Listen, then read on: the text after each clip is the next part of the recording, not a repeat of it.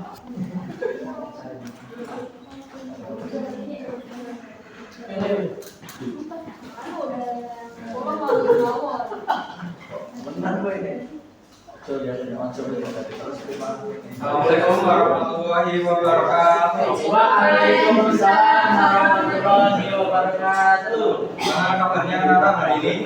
Sehat semua? Siapa? Alhamdulillah. Nah, di sini hari ini kemarin kan kita belajar tentang macam-macam najis ya. Nah, hari ini itu belajar tentang puasa Ramadan ya anak-anak. Yang selanjutnya Mas.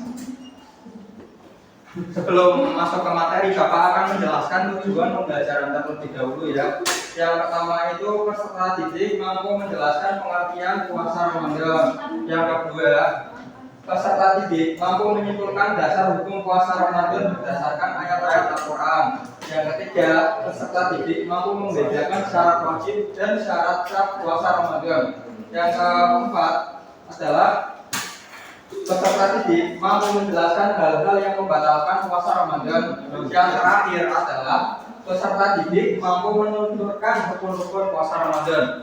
Nah, sebelum masuk ke materi, apa itu puasa Ramadan anak-anak?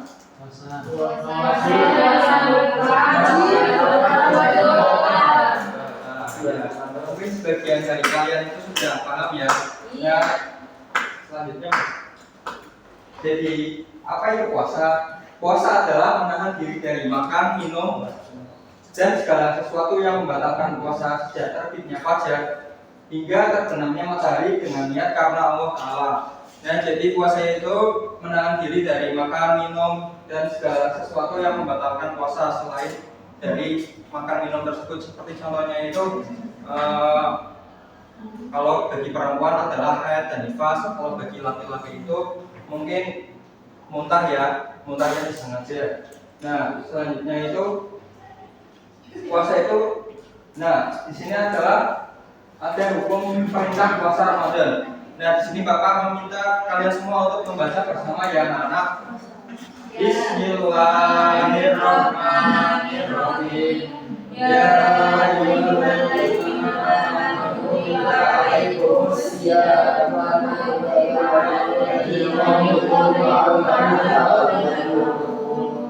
artinya, wahai orang-orang yang beriman, diwajibkan atas kamu berpuasa sebagaimana diwajibkan atas orang-orang sebelum kamu agar kamu bertakwa.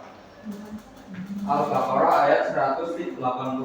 Nah, di sini ayat ini adalah menerangkan diturunkan kepada Nabi Muhammad itu agar umat-umatnya itu berpuasa ya anak sebagaimana kaum-kaum sebelumnya. Nah, kaum-kaum sebelumnya itu adalah seperti kaum Nabi Isa, kaum Nabi Musa, dan kaum-kaum Nabi yang sebelum Nabi Muhammad itu berpuasa. Jadi Allah itu memerintahkan kaum Nabi Muhammad itu berpuasa juga. Nah, selanjutnya. Nah, di sini syarat wajib puasa. Syarat wajib puasa adalah ketentuan yang menyebabkan seseorang wajib melaksanakan puasa. Nah, jadi syarat wajib puasa itu karena yang pertama beragama Islam, yang kedua itu balik, yang ketiga berakal sehat, dan yang keempat mampu melaksanakan puasa, dan yang terakhir tidak sedang mengalami halangan syar'i. Nah, yang kedua itu balik ya anak-anak, balik itu berarti sudah cukup umur atau sudah bisa membedakan mana yang batil, mana yang hak. Nah, yang ketiga itu berakal sehat. Nah, di sini juga syarat wajib puasa adalah berakal sehat.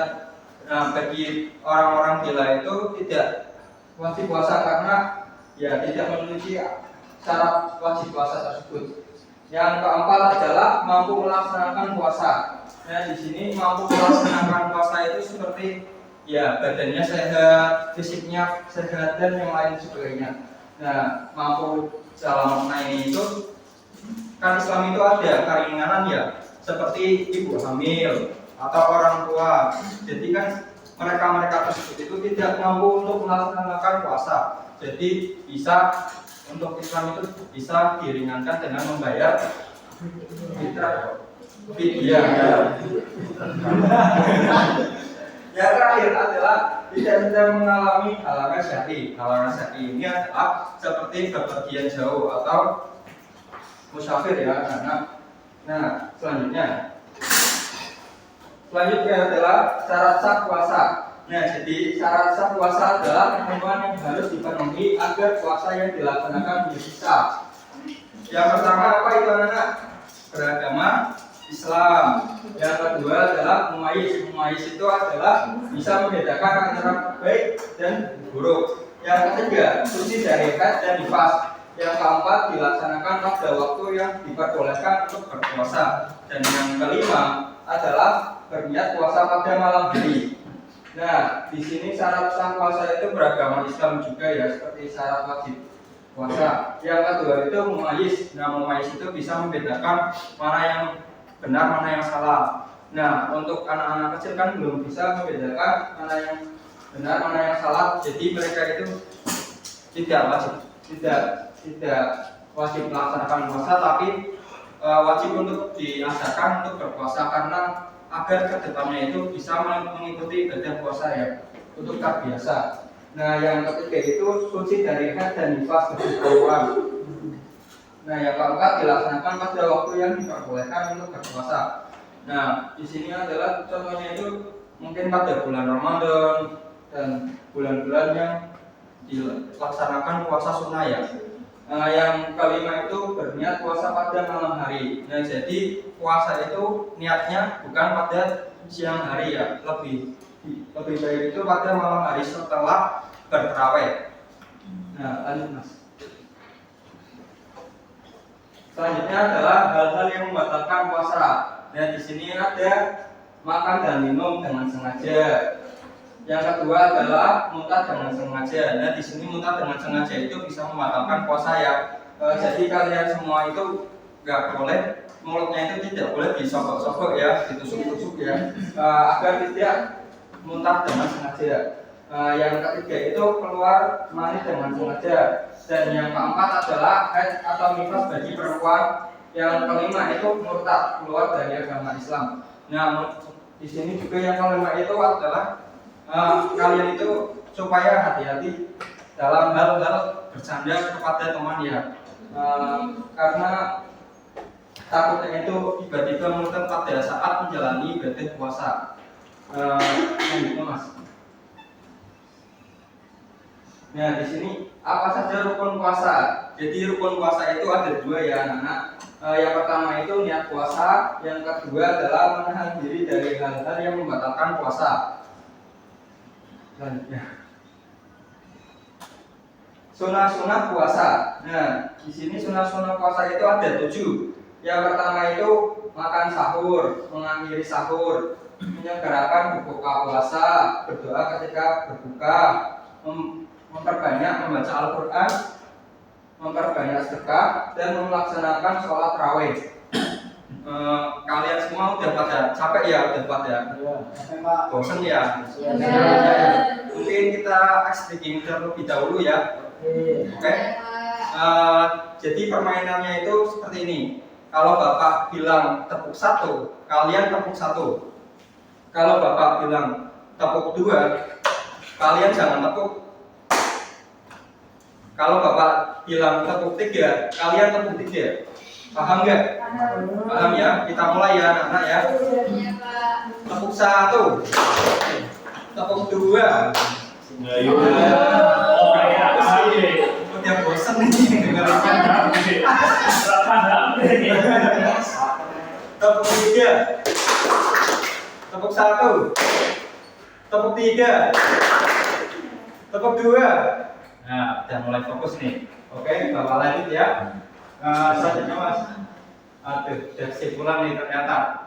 Nah, sebelum Bapak bacakan kesimpulan bareng-bareng, Bapak akan membagikan kelompok seperti tugasnya itu.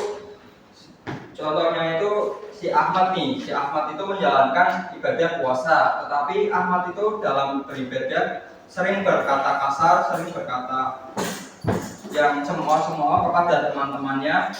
Dan juga si Ahmad ini makan dan minum pada puasa. Nah, di situ itu apakah si Ahmad itu ibadahnya diterima apa tidak? Nah, menurut tiga kelompok ini itu gimana? Tapi yang harus dipresentasikan itu cuma satu ya anak-anak, biar mempersingkat.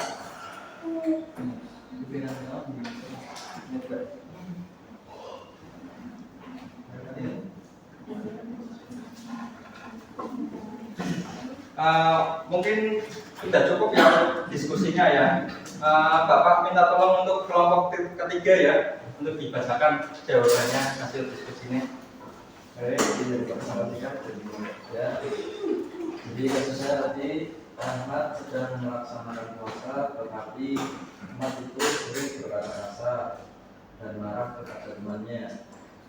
Terus makan minum juga pas puasa dengan sengaja. Apakah puasa Ahmad sudah dilaksanakan dengan benar? Jadi jawabannya seperti ini Pak. Jadi puasa Ahmad ini belum benar karena Ahmad makan dan minum dengan sengaja, membatalkan puasa hari itu, dan juga ia berkata kasar dan marah-marah bisa mengurangi pahala puasa. Ya, seperti itu Pak. Kita kasih hapus ya anak-anak. Nah, kita baca bareng-bareng kesimpulannya. Bapak minta tolong untuk kalian membacanya ya.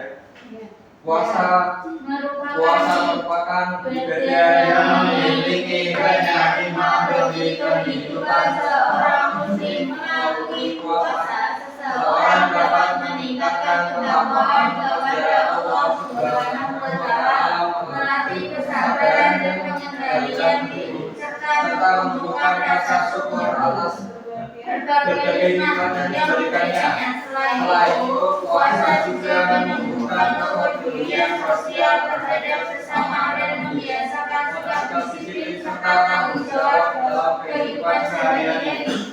Nah, sebelum Bapak tutup, Bapak beri tugas ya untuk PR ya di rumah ya. PR-nya itu kalian mengerjakan halaman 20. Nah, besok itu dikumpulkan. Mungkin itu tugasnya untuk kalian di rumah. Kurang lebihnya Bapak minta maaf. Assalamualaikum warahmatullahi wabarakatuh. Waalaikumsalam warahmatullahi wabarakatuh.